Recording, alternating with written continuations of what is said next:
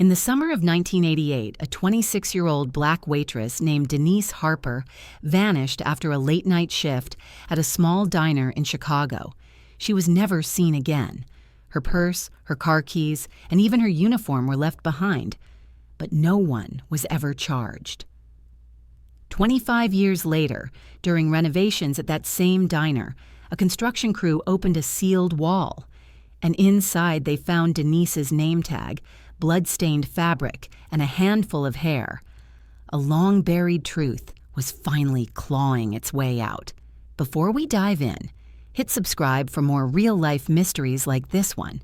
Comment below, where are you watching from? And what do you think they really found in that wall? July 12, 1988 was hot even by Chicago standards. The kind of muggy summer night where heat clung to the asphalt and the hum of air conditioners mixed with the distant wail of sirens. Inside Benson's diner, a 24-hour greasy spoon tucked between a liquor store and a pawn shop on the city's south side, the late shift was winding down. Denise Harper, 26, was finishing her final rounds.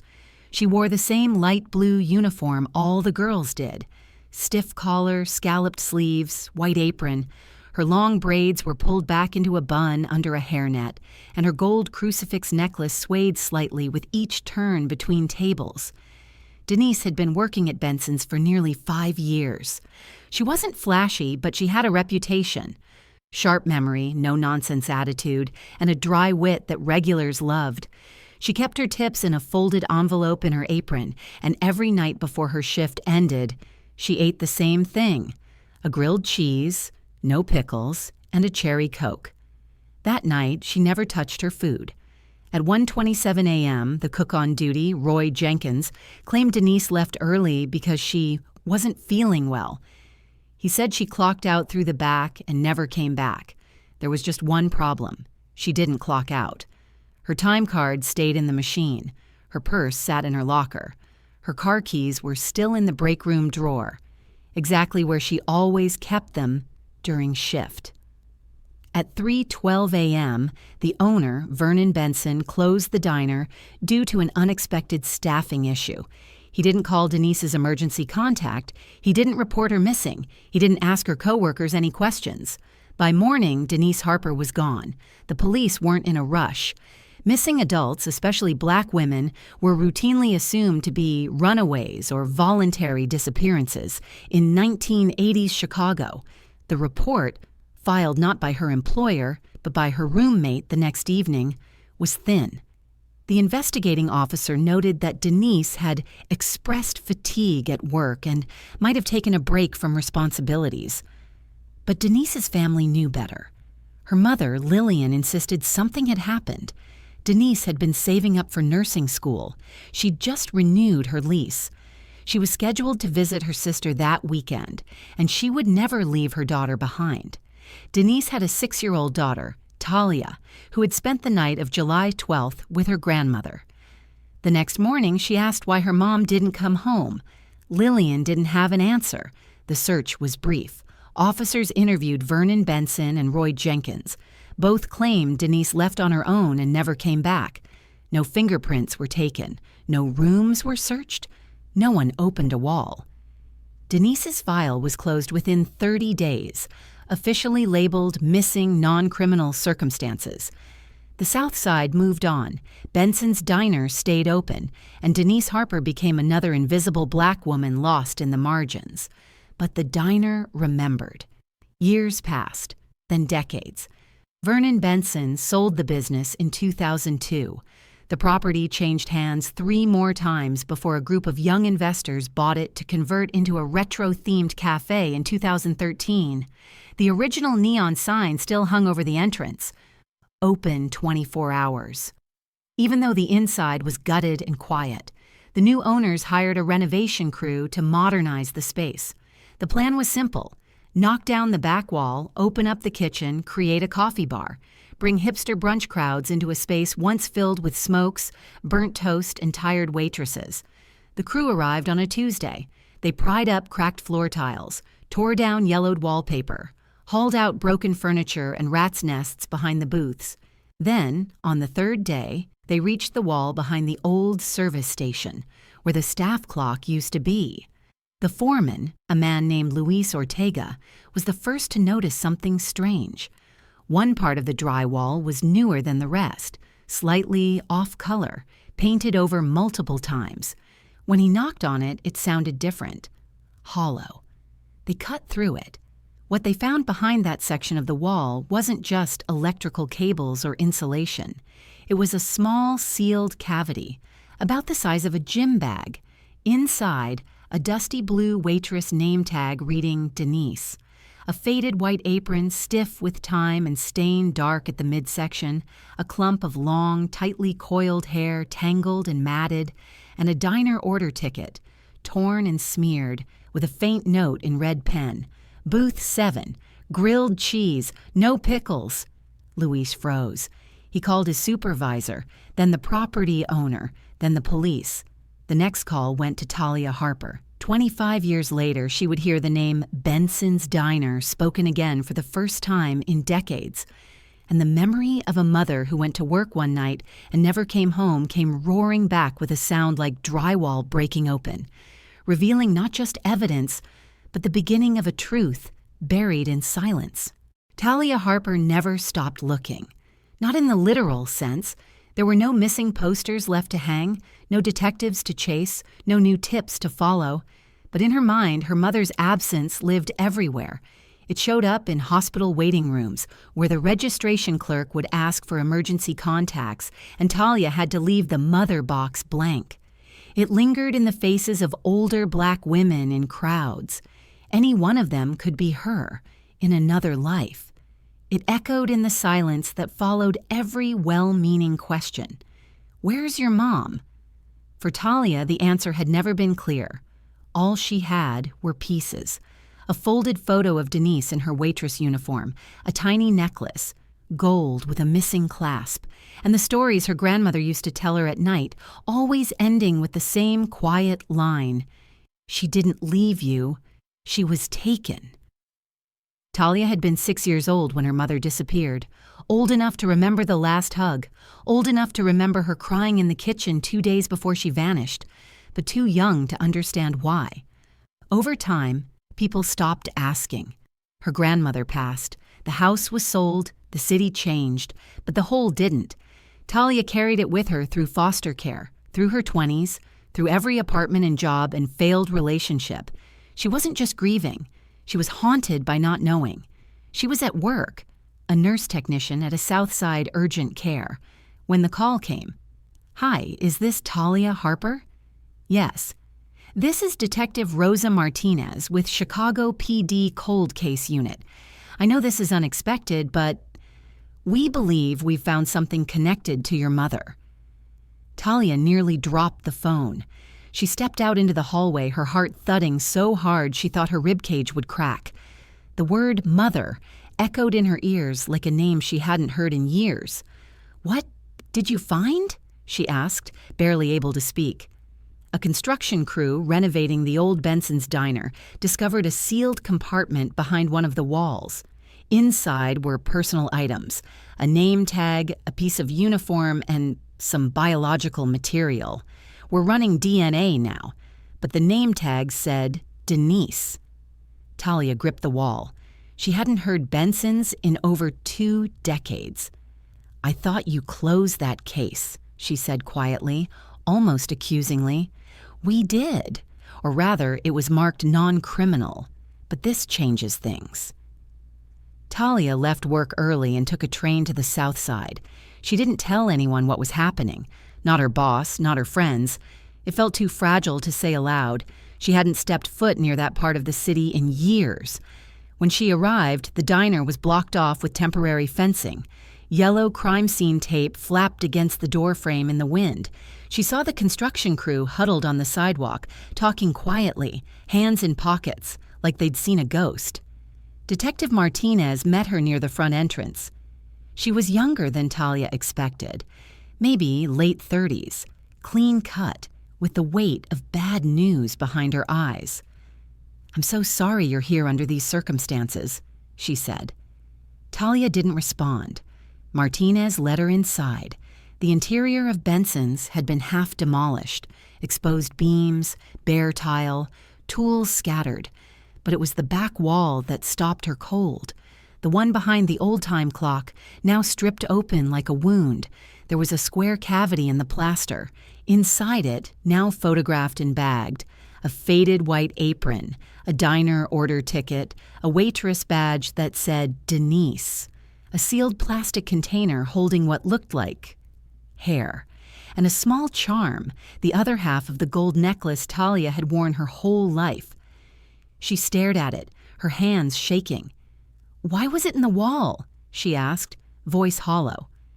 Martinez didn't answer right away. "We're still investigating. But the original wall was reinforced just weeks after your mother disappeared. No construction permits were filed. Whoever put that there didn't want it found." Back home that night, Talia sat on her couch in silence, the lights off. Her phone buzzed with texts she ignored. She stared at a photo of her mother, the one from her wallet. Denise smiled in it, slightly tired, holding a tray of coffee cups at the diner. She looked strong, proud, alive. Now all that was left were shreds of her apron and a stain on drywall. Talia's thoughts spiraled. Why hadn't they searched the building properly? Why didn't anyone listen to her grandmother back then? Who had the keys to seal a wall from the inside? She started making a list. Vernon Benson, the owner Roy Jenkins, the cook other waitresses, night staff. The guy who did the renovations in 1988, someone knew, someone had helped hide her. And Talia was done waiting for answers. The smell inside the diner hadn't changed. Talia returned 2 days later for an official walkthrough with the forensic team. The structure was still sealed off, but she was granted access alongside Detective Martinez and a crime scene analyst. The air carried a sharp tang of plaster dust, stale grease, and something harder to describe, like metal left too long in rain. Martinez stood near the exposed wall, flipping through a binder of photographs and reports. A portable floodlight illuminated the cavity that once held her mother's last known possessions. "This was covered with 4 layers of drywall," she explained. "No one would have found it unless they were looking." Talia stared at the hole in the wall. It looked almost surgical. Squared off, reinforced. Not the work of someone panicking, but someone methodical. Someone who had time. "How deep does it go?" she asked. Martinez pointed to the insulation and the brick backing. "Just deep enough to hide a body if someone wanted to, but no human remains were found, only artifacts." Talia didn't move. "But why seal it?" The forensic tech nearby chimed in. "When someone hides something this precisely, it's not just to keep it from being discovered, it's to erase it. The wall wasn't just patched, it was rebuilt." He flipped a photo toward her. The image showed the backside of the drywall still half attached to the frame. Faint writing, barely visible through decades of grime, had been scribbled in pencil. 3 words, "Booth 7, tell Marla." Talia's throat tightened. "Who's Marla?" she asked. Martinez turned a page in her notes. "Marla Simmons. She was a night waitress, worked the same shift as your mother. She moved out of state a few years after Denise disappeared. We're trying to locate her." Talia nodded slowly. "Do you think my mom wrote that?" Martinez didn't answer directly. "It's her section. Booth 7 was always her responsibility, and we know she usually brought her own pad, the handwritings being compared to her records." Talia ran her hand through her hair, eyes locked on the words. Booth 7. Tell Marla. Why would her mother write that on the inside of a wall, unless she knew she wouldn't be able to say it out loud? Later that day, Talia walked the perimeter of the building alone. She circled the structure slowly, pausing near the alley where employees used to smoke. Weeds pushed through the cracks in the pavement. The kitchen delivery door was padlocked shut. It felt like the entire place had been sealed from the world, like a mausoleum. She tried to picture her mother that night. Denise, wiping down tables, taking last-minute orders, maybe laughing with Marla about the jukebox always skipping. Then something changed. She tried to walk herself through it minute by minute. If Denise had seen something she wasn't supposed to. Would she have told anyone? Was she lured into the back room, forced inside that wall?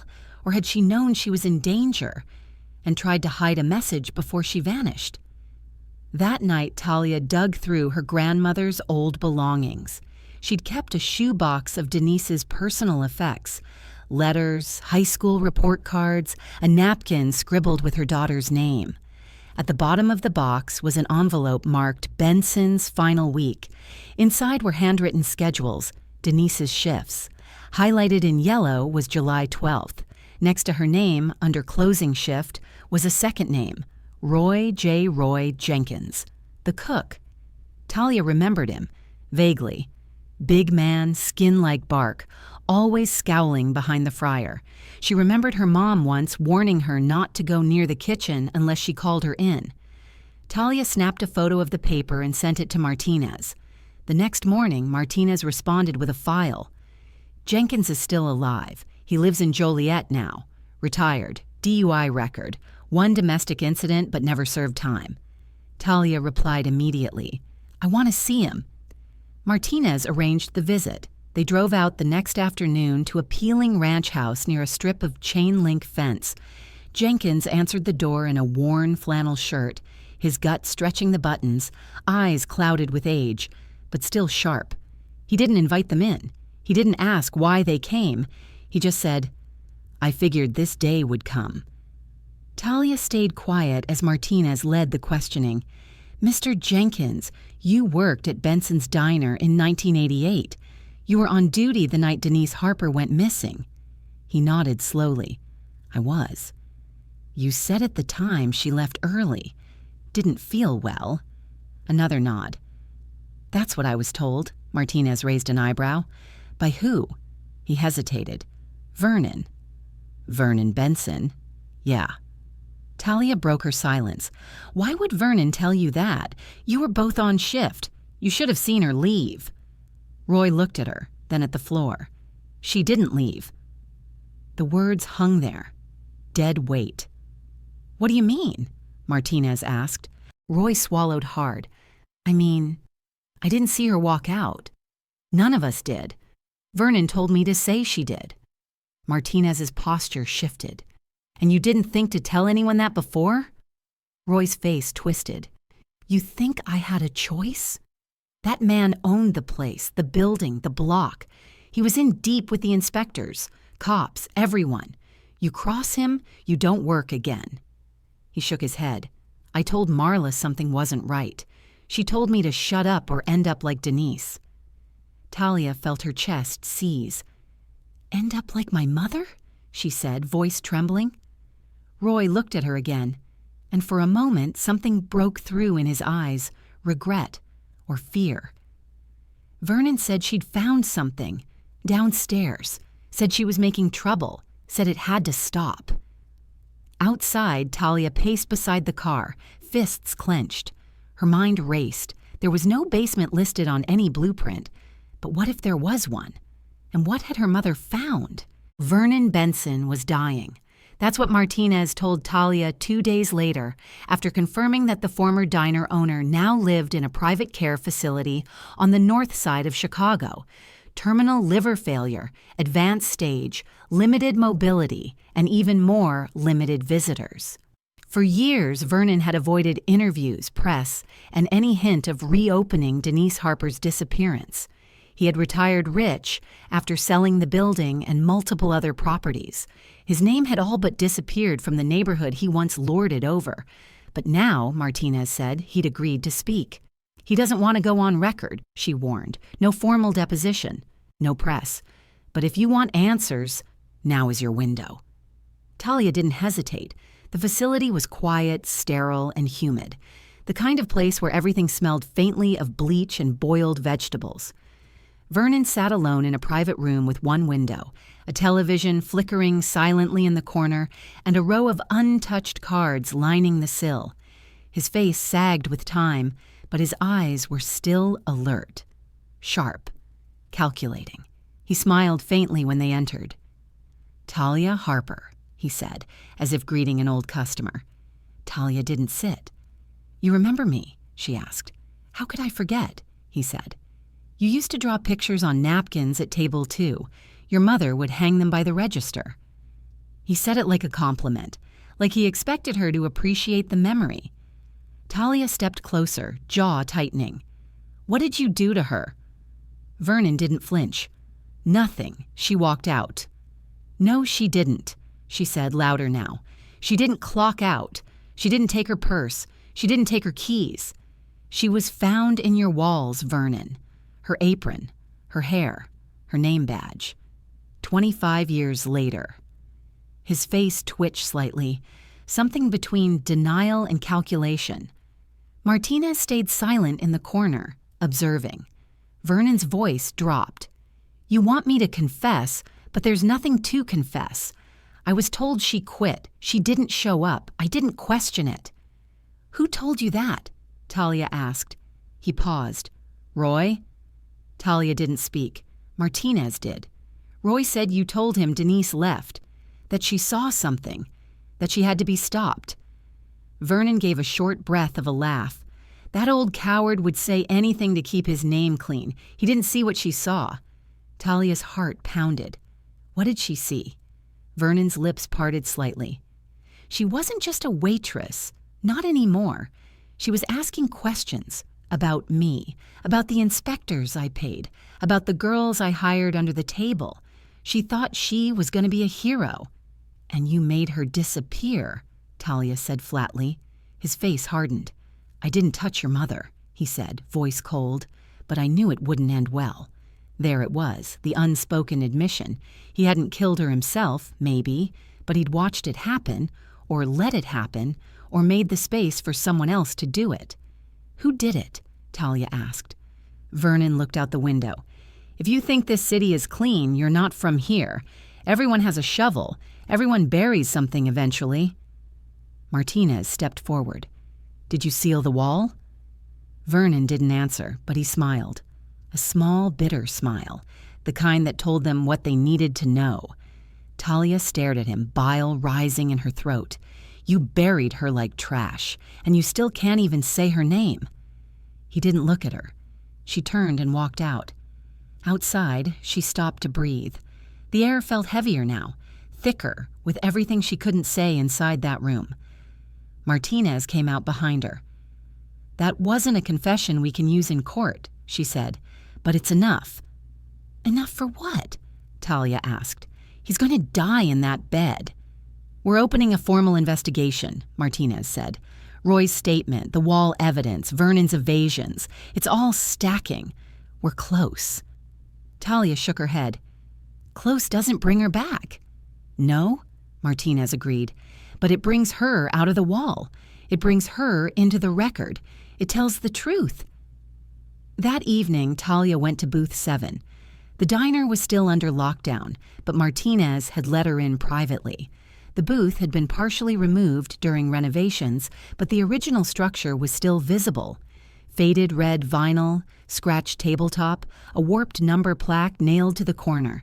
Talia sat in the same spot her mother had stood beside 100 times. She looked around at the ghost of the restaurant. Empty chairs, exposed beams, dust in the corners like cobwebs waiting to tell their stories. She pulled out her phone and stared at the only photo she had of her mother in uniform. Denise stood behind the counter, one hand on her hip. Smile soft but tired. That's who she was. Not a victim, not just a name in a file. She was a woman who fought until the end. A woman who saw something she shouldn't have, who tried to do the right thing, who wrote a message behind a wall because she knew they were going to silence her. And now, 25 years later, she was finally being heard. The next morning, Martinez called. We found Marla, she said. She's in Indiana. She's agreed to meet. Talia stared out her window, eyes locked on the early morning sun breaking through the buildings. Let's go, she said. The floor plans didn't lie. That was the first thing Martinez said when she laid them out across the table at the precinct. They were grainy photocopies, drawn decades ago by a construction firm that no longer existed. But the lines were clear. "There's supposed to be a utility storage room behind the kitchen," she said, pointing to the schematic with a pen. "But during demolition, there was only an empty wall." Talia leaned in. "You're saying the room is missing?" "I'm saying," Martinez replied, "the building was modified to erase it." The discovery came after they visited the city's zoning office and pulled records tied to Benson's Diner between 1985 and 1990. Among the permits, most routine and mundane, was one flagged interior wall reinforcement, filed under a different name, Colfax Ventures LLC. "That's Vernon's holding company," Martinez said. "He used it to buy property anonymously." The permit was vague, no sketches, no contractor listed, just a work order and an inspector's sign-off with an illegible signature. Talia stared at the form, anger rising in her chest. "So they just let him hide a room?" "They didn't know," Martinez said, "or they didn't care." The timeline was damning. July 12, 1988. Denise disappears July 24. Permit approved August 1st. Work completed August 3rd. Inspection closed. The room had been sealed, not removed, not demolished, hidden. Martinez made the call to the demolition crew that same afternoon. 3 hours later, Talia stood in the ruins of the old diner, wearing a construction vest and mask as workers jackhammered into the wall behind the kitchen's rear walk-in freezer. Dust filled the air as plaster and aged insulation spilled into the open space. The crew moved cautiously, following Martinez's directive not to disturb anything once they breached the unknown. The sound changed around 8 inches in, a hollow thud, followed by the unmistakable creak of rotted wood. They switched to hand tools and broke through carefully. A stale burst of air hissed from the gap. Inside was a dark, narrow room, no more than 10 feet long and 6 feet wide. No windows, no ventilation. Concrete floor, lined with flaking tile. A rusted drain sat in the center. Talia felt the breath leave her lungs. This wasn't a storage room. It was a containment cell. They waited until forensics arrived before stepping fully inside. The room was empty at first glance. No lights, no furnishings. But against the far wall near the floor was a line of scratched markings in the tile. They were faint, parallel. Nail marks, the kind made by fingers. Talia backed away. Martinez turned to the team. "Scan everything. UV light, residue swabs, you name it." A tech moved in with a handheld UV lamp and swept the floor. It lit up immediately. Bright, glowing stains around the drain and smeared across the baseboard. The tech froze. "Blood," he said quietly. "Old, but a lot of it." They worked in silence for nearly an hour. Near the far wall, a forensic analyst found a scrap of fabric wedged into a gap in the tile. When they pulled it free, the room fell silent. It was light blue. Faint white piping on the edge. Denise's uniform. The lab results came back 2 days later. The blood on the floor matched Denise Harper's DNA. So did skin cells found beneath one of the baseboard cracks. The fabric bore trace amounts of hair identical to the sample found in the wall. There was no longer any doubt. Denise hadn't just vanished. She had been brought into that room. She had bled in that room. And someone, likely multiple people, had stood above her as it happened. Talia didn't cry when she heard the report. She didn't scream. She just sat still, hands folded, as if bracing herself against the wave of truth she always feared and always knew was coming. "She was alive in there," she said, voice hollow. Martinez didn't respond. She didn't need to. That night, Talia sat on her bedroom floor with both floor plans in front of her, the original and the one that had been submitted after 1988. In the new plan, the utility room didn't exist. They had redrawn history, not with lies, but with paperwork. That was what struck her most. Her mother had been murdered not just with violence, but with silence, with bureaucracy, with indifference. The next day, Martinez showed her something else. "We found records of another woman," she said, "Maya Stokes. Worked at the diner briefly in '87. Quit suddenly. No forwarding address. And? Talia asked. We interviewed her family. Turns out she had accused Roy Jenkins of harassment. But her complaint was never filed. Vernon convinced her to take cash and walk away. She was scared. Left the city. Why didn't anyone look into this before? Martinez looked tired. Because she wasn't considered important. Just another black waitress in a rough neighborhood. Talia nodded slowly. That was the thread. Not just who killed Denise, but why it had been so easy to let her disappear. Because of where she worked. Because of who she was. Because of who she wasn't. A week later, Talia requested access to the crime scene one last time. She stepped back into the hidden room, alone. She touched the wall where the scratches were, imagined her mother, trapped, bleeding, fighting, and somehow, even in the horror of it, leaving a trail. The wall, the note, the booth, the pendant. All of it added up to one defiant act. Denise Harper had refused to go quietly. Talia crouched by the floor and placed a single yellow lily near the drain. You made sure they couldn't forget you, she whispered, and now they wouldn't. Roy Jenkins answered the door slower this time. He wore the same stained flannel and a look of thin patience, like someone who had been expecting a knock but hoped it wouldn't come. His eyes darted between Talia and Detective Martinez before he stepped back without a word.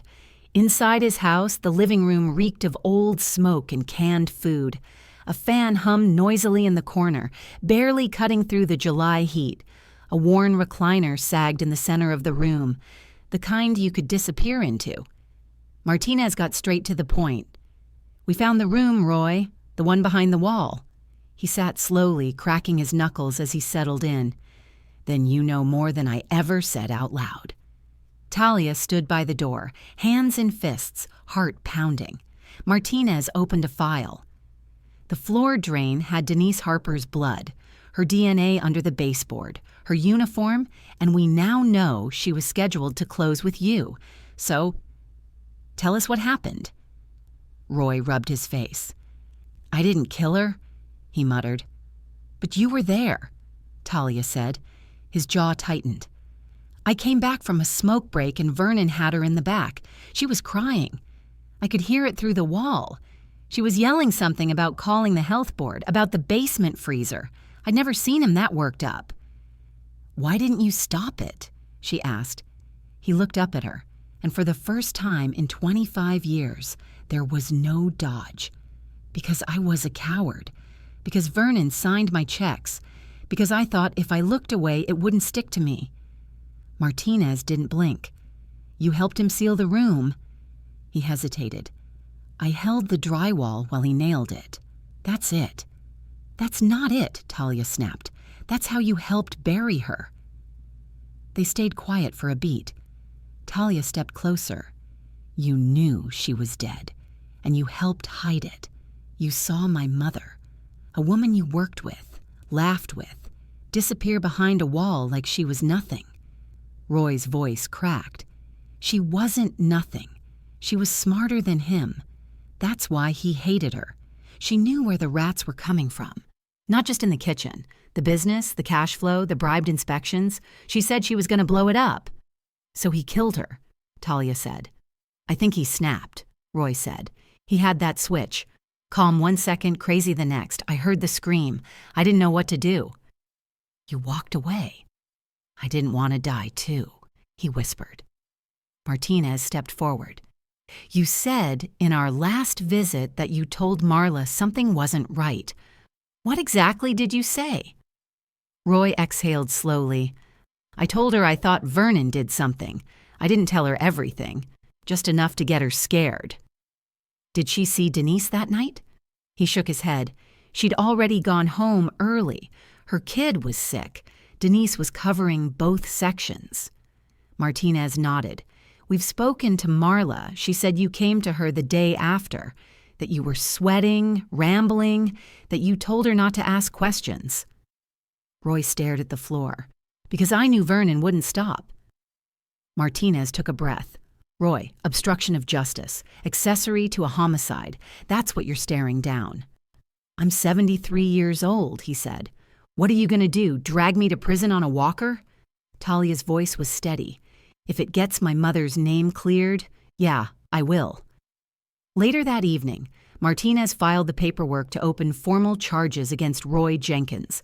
Obstruction, destruction of evidence, and accessory after the fact. He wouldn't be charged with murder. There was no definitive proof he had laid hands on Denise.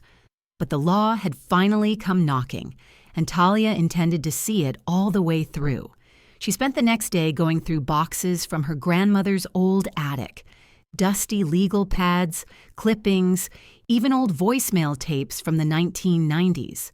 One of them, labeled July 1988, "Hold on to this," caught her eye. She found an old handheld player in the box and clicked it on. The audio was faint, but a voice, Denise's, crackled through the hiss. "Ma, something's not right here. I think Vernon's cooking more than just food back there. There's a freezer under the floor. I saw him pull something out of it he wasn't supposed to have. If anything happens to me, tell Talia I love her." Talia dropped the device. For a moment, she couldn't breathe. This wasn't just a message.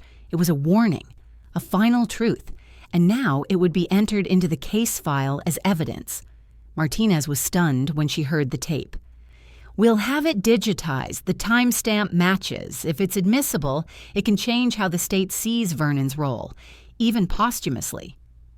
"Can it change how people remember her?" Talia asked. Martinez looked at her. "That's up to you." Talia stood outside Benson's diner again 3 days later, this time watching as the exterior was fully dismantled by the developers. The diner would become a shell. A new cafe would rise in its place. But she didn't care. She wasn't here for preservation. She was here to finish what her mother started. She walked up to the fence, slipped on gloves, and tied something to the metal wire. Her mother's original name tag. The one recovered from the wall, now laminated, sealed, and bearing a handwritten note. She didn't leave. She was taken. Her name was Denise, and we remember her.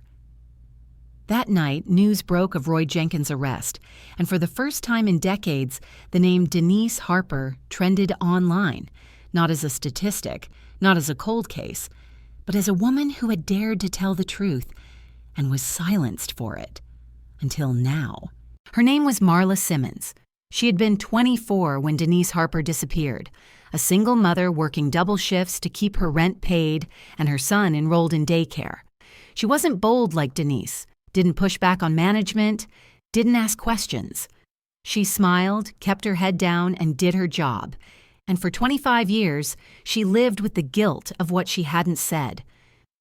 When Detective Martinez and Talia arrived at her apartment in Hammond, Indiana, Marla didn't answer the door right away. It took 2 knocks and a quiet, "We're not here to hurt you," before the door creaked open. She looked older than her 50 years. Her eyes were tired, her voice cautious, like someone used to holding her breath around people with badges. But when she saw Talia, something changed. "You look like her," she whispered. "Your mother." They sat in the kitchen. The table was cluttered with unopened mail and a half-eaten bag of crackers. Marla poured herself a glass of water, but didn't drink it.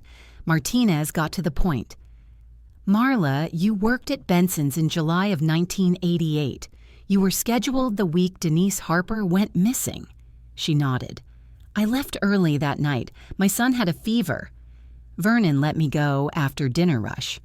"Did you see Denise after that?" Martinez asked. "Number. But I got a call from Roy the next morning." Talia leaned in. "What did he say?" Marla hesitated. "He sounded like he was high on something. Said Denise never clocked out, said she was making noise, said he heard Vernon yelling." "Did you tell anyone?" Marla shook her head. "I wanted to, but I was scared. Vernon. He had power. He wasn't just a diner guy. He paid off cops, building inspectors, even one of the pastors in the neighborhood. People who crossed him didn't stay in Chicago long. Some didn't stay alive." Talia's voice cracked. "You could have stopped this." "I know," Marla said, barely above a whisper. I've thought about that every day since." Martinez pulled out a photo, the original floor plan of the diner, with the hidden room marked in red ink. "We found this room 2 weeks ago, sealed off behind the kitchen. Denise was in there, blood, uniform, DNA. She didn't walk away like Vernon told you. She was buried inside the building." Marla's hand shook. "I always wondered why the kitchen layout changed. One day the supply closet was there. Next week, it wasn't. I asked once. Vernon told me I was remembering wrong, said I was too tired to think straight. And I believed him." Talia's hands tightened into fists. "You let him gaslight the entire city." "I know," Marla whispered. Martinez softened. "Why now?" Marla looked at Talia. "Because I saw your mother fight. I saw her risk everything, and I couldn't even tell the truth. But now I can't keep carrying it." She pulled out a small, dusty journal from a drawer. "This is mine," she said, "from that summer. I used to write when I got home after shifts. Not always, just when something felt off." Martinez flipped through the pages. Near the middle, dated July 10th, 1988, was an entry written in shaky pen. "Denise thinks she found something in the basement. She won't tell me what, just said she's done staying quiet. I told her to be careful. She laughed, but I think she's scared." Martinez's eyes widened. "Did you know there was a basement?" Marla looked confused. "There wasn't. Not on any blueprints. But Denise said she saw Vernon bring something down through a trapdoor in the prep station. I thought she was joking." Talia spoke slowly. She wasn't. That night, back at the precinct, Talia sat with Martinez and the forensics team as they pulled up the renovation photos. There, in one image, partially obscured beneath cracked tile near the prep line, was what appeared to be an iron hinge. Martinez froze. "Jesus Christ, that's not in any of the reports." They returned to the site the next morning. The construction crew removed the tile and cleared the concrete coating beneath. It took 2 hours, but eventually, the sound of metal hitting metal echoed under the chisel. They found it, a trap door, sealed shut with 3 rusted bolts. When they pried it open, the smell rose instantly. Damp, mold, rot. The stairs beneath led into a crawl space, roughly 6 feet wide, 8 feet long, and barely high enough to crouch in. Water pooled in one corner, and in the center, half buried beneath earth and cement dust, was a metal chest freezer. They didn't open it right away. Martinez called for hazmat protocol and a coroner on standby. The air was foul, toxic. Evidence had to be preserved. Every inch of the space was scanned, photographed, and swabbed. When the lid was finally lifted, Talia turned away. Inside were torn pieces of uniform, a pair of white waitress shoes, and something that stopped the room cold. A rolled-up cloth napkin containing what forensics later confirmed to be 2 human teeth. One with a gold filling, one broken in half. Both matched Denise Harper's dental records. She hadn't just been beaten. She had been hidden, erased, dismembered in pieces, and scattered between walls and crawl spaces. Back at the station, Talia sat in silence as the weight of it settled. She knew she wasn't going to survive that night, she finally said, and still she tried to leave a trail. Martinez nodded. She wrote, "Tell Marla for a reason." She trusted her. She thought someone would come. But no one did, Talia said. Not until now. Marla's statement, the journal, and the hidden freezer became the final nails in the case. It confirmed what they'd suspected but couldn't prove. Vernon had built a tomb. Roy had helped seal it. And Marla had buried the truth with silence. Now, all 3 would be named in the final report as participants, witnesses, and in Vernon's case, a suspected perpetrator of homicide, even if death spared him before a trial. But this wasn't just about charges. For the first time in 25 years, Denise Harper was not just missing. She was murdered, covered up, fought against, and finally found. The crew thought the case was over. With Roy Jenkins under arrest, Vernon Benson posthumously named in the reopened homicide file, and Denise's remains finally documented in forensic evidence, the city considered it closed. But walls keep secrets, especially the ones no one thinks to look behind. The final discovery came not from a detective or a forensic analyst or even Talia, but from a plumber. A city contractor named Jeff Nunes was inspecting the diner's water line reroute. The site had been cleared, but utilities still had to verify stability before the building could be repurposed. While crawling under a side panel near the former hostess station, Jeff heard a strange echo when tapping along the inner baseboard. He pried at the panel with a flashlight in his mouth. It popped open easier than expected, a false pocket. Something deliberately concealed. Inside was a cloth pouch, faded and brittle with age. He reported it immediately. Detective Martinez met Talia outside the precinct hours later. "There's something you should see," she said. They laid it out carefully on the evidence table. The cloth pouch contained two things: a photograph, black and white, taken with a disposable camera, featuring Denise in her uniform, but not the photo Talia had known all her life. This one showed Denise standing next to someone else, a young white man in kitchen whites, face half-turned and scowling. Scrawled across the bottom, "He watches everything." A folded note written in Denise's handwriting on yellow order paper from the diner. It read, "If I disappear, don't believe them. I didn't run. I didn't quit. I found something I wasn't supposed to, and they know. Booth 7 is the only safe place left. I'm leaving the other half of the necklace for her. Please don't let them erase me." Talia froze. The necklace. She remembered it now. The one she wore as a child, a gold pendant with a missing half circle, inherited from her grandmother, who had insisted on keeping it close. She never understood why, but now, staring at the note, it clicked. Her grandmother had known. Denise must have split the necklace, giving half to her daughter and hiding the other, hoping one day they'd be matched again. Martinez exhaled slowly. She left breadcrumbs, even when she knew no one was listening. Talia's eyes filled with tears. She knew someone would come. The photograph was run through facial recognition archives. The man in the photo was identified: Sean Dillard, 19 years old in 1988, hired under the table by Vernon for night prep. He'd never been questioned, never interviewed. He moved to Florida in the 90s, died in a boating accident in 2002. No justice there, just another loose thread dangling into the dark. But the note, that changed everything, not legally, but emotionally.